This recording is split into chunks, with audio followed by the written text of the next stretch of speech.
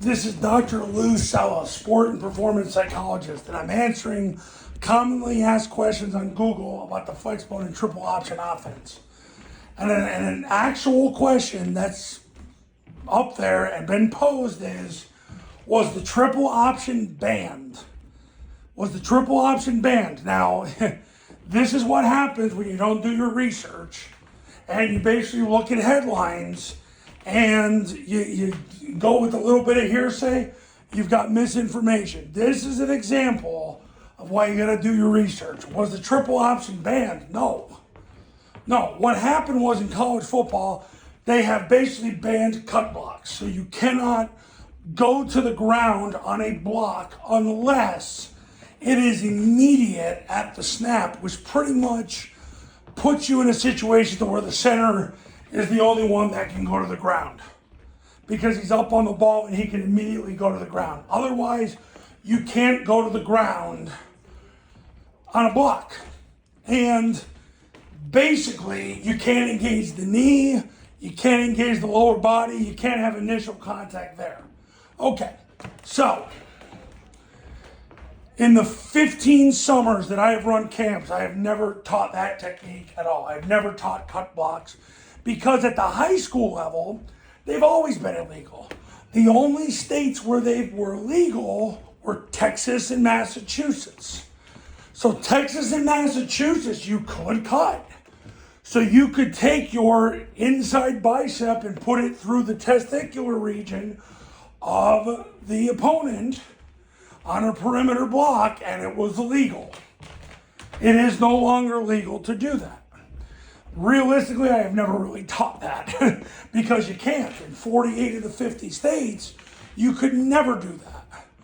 So there was a big to-do about, because of cut blocking, there won't be any more triple option. Well, Air Force proved that wrong when they went 43-15. The last 5 years, they've won 74% of their games. They're not cut blocking anybody. But it was an excuse utilized by certain schools to be able to go and conform to the patterns of this world and to run a worldly offense. But the problem is, they need to read their way out and triple team their way out and evade their way out and quick hit their way out under center to move the ball because they don't give out athletic scholarships, they don't get transfers, and their players don't get NIL money. So this is the only option they have. And you'll see Army, Navy, they've tried to get away from it, and every time they do, they radically fail. And Navy will fail again in 2024, and then eventually the head coach will be removed, the athletic director will be removed, and they will start a new regime at Navy. It's coming. I've seen this song and dance so many times. Even when Army in the early 2000s started running shotgun with Todd Berry, and they were putrid, they learned the hard way. And then they hired Bobby Ross after Todd Berry, and then they were kind of pro style, then they were spread, and then he left. Stan Brock took over after 1 year of running spread. He tried to run under center triple, but didn't know what he was doing.